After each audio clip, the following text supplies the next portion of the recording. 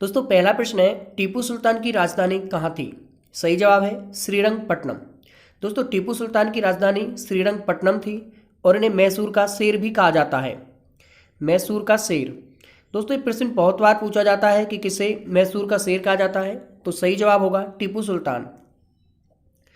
अगला प्रश्न है दोस्तों, क्लाइव को बंगाल का गवर्नर कब बनाया गया? दोस्तों क्लाइव को बंगाल का गवर्नर बनाया गया था 1758 में। 1758 ईस्वी में क्लाइव बंगाल के गवर्नर बने। 1757 ईस्वी में प्लासी का युद्ध लड़ा गया था, जिसमें मीर जाफर की गद्दारी की वजह से, उसके धोखे की वजह से अंग्रेजों को उस युद्ध में जीत मिली और उसके बाद 1758 ईस्वी में क्लाइव को बंगाल का गवर्नर बनाया गया। अगला प्रश्न है दोस्तों, भारत का प्रथम गवर्नर जनरल कौन था? सही जवाब है दोस्तों option number C, William Bentinck. William Bentinck Bharat का पहला गवर्नर जनरल था। अगला प्रश्न है, द्वैध शासन नीति को किसने समाप्त किया? सही जवाब है दोस्तों वारेन हेस्टिंग्स।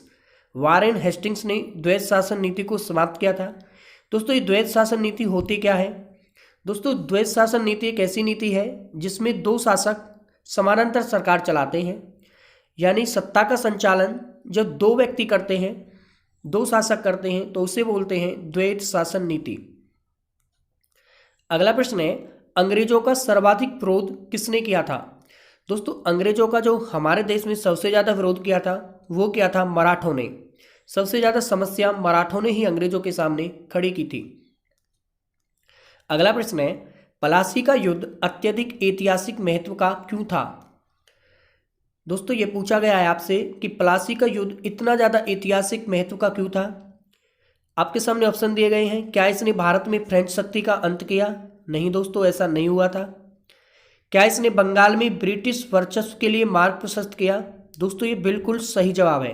प्लासी के युद्ध के बाद बंगाल में ब्रिटिश जो ईस्ट इंडिया कंपनी थी उसका वर्चस्व स्थापित हो गया था, एक प्रकार से उसका राज शुरू हो गया था। अगला जो ऑप्शन है, सारी अंग्रेजी सेना का सफाया हो गया, ये गलत है। सिराजुद्दौला के सभी विश्वासघाती मारे गए, ये भी दोस्तों गलत है। विश्वासघातियों की वजह से ही अंग्रेजों को इस युद्ध में जीत मिली थी। तो इसका सही जवाब है ऑप्शन नंबर बी, इसने बंगाल में ब्रिटिश वर्चस्व के लिए मार्ग प्रशस्त किया। अगला प्रश्न है दोस्तों, ब्रिटिश सरकार का भारतीयों को आधुनिक शिक्षा देने का उद्देश्य क्या था? यानी जो ब्रिटिश सरकार थी उसने भारतीयों को अंग्रेजी की शिक्षा देनी शुरू की, उसका उद्देश्य क्या था? उसका उद्देश्य था दोस्तों, वे भारत में अपनी राजनीतिक सत्ता की जो नींव थी उसे मजबूत करना चाहते थे, सुदृढ़ करना चाहते थे। भारत में शिक्षा के स्तर को उठाना उनका बिल्कुल उद्देश्य नहीं था। भारत में जन साक्षरता का विकास करना, इससे उन्हें कोई मतलब नहीं था। भारतीयों की अराजकता को दूर करना, इससे भी अंग्रेजों को कोई मतलब नहीं था। वो अपने फायदे के लिए भारत को आधुनिक शिक्षा देना चाहते थे। ऑप्शन नंबर ए सही आंसर।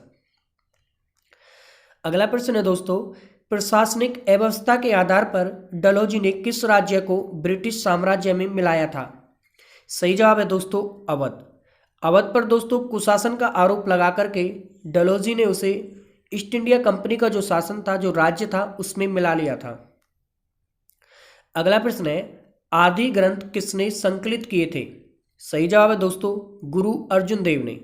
गुरु अर्जुन देव ने आदि ग्रंथों को संकलित किया था। अगला प्रश्न है, भारत में आधुनिक शिक्षा प्रणाली की नींव किससे पड़ी?